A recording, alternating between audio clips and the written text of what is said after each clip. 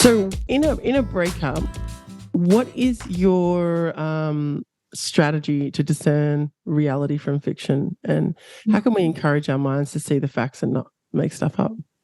I You think know? like a breakup doesn't just happen, without a reason. Usually there's some rationale. There's something that's happened between that couple where they just have hit a breaking point.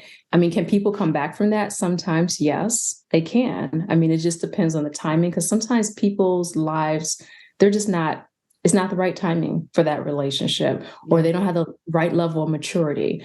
But I think, figuring out the reality versus the not, I guess like the false parts of it, it's just really, knowing yourself. I go back to this all the time with people that I, coach. It's really important to know yourself because when you know who you are, you kind of know, okay, these are my values. This is my moral compass. This is what I want, what I don't want. And I know we all talk about deal breakers, and I kind of have like a little, it gets under my skin a little bit because I do think we usually have deal breakers, but I think realistically in any relationship, anyone can speak to this probably, you broke one of your deals. So it really, and so I'm not saying there shouldn't be a deal breaker, but I think we need to give ourselves grace on what we really, really consider a deal breaker, right? Because I do think there's hard, like cut things. Like if someone's abusive to you, that's a deal breaker. yeah, of If course. someone has addiction issues and they don't want to get help, that could be a deal breaker. Yeah, If someone is, if there's infidelity and there's no, there's no apology around it or no trying to make it better, because you say you do want to work it out, that's a deal breaker. But for some people, just the fact or the act of infidelity could be a deal yeah, oh, breaker. yeah, yep, The reality is, if you ask any couple or lots of couples that are together, there are things that they didn't think they would be willing to break on, but they've settled with. So going back to your question about like what should happen, I think like assessing who you are, what you want, what's important to you is one step. I think number two is doing an inventory. I think it's very important to like put things in writing. And this is the hardest thing for my clients. They hate the homework, but I think they hate the homework because they have to get real with themselves and they have to uncover things similar to what you were saying, like how we push down grief or we push down pain, and how you said when you went through that yourself, Tali, you're like, man, it keeps resurfacing.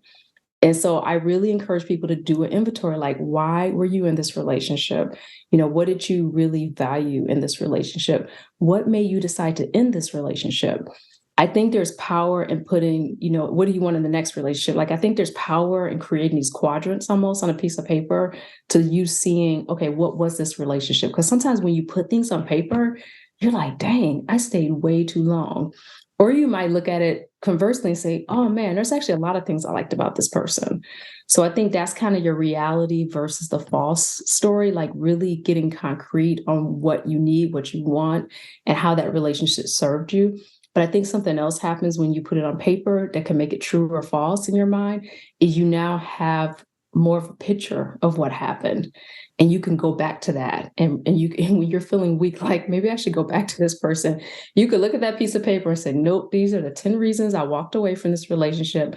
I'm going to stand solid. Even though I feel lonely for this moment, even though I feel weak for this moment, I am not going to allow myself to go backwards. It almost gives you, I guess, like a grasp of reality, but a visual reality to reshape how you're thinking of your relationships. And then the other piece is just you starting to see patterns.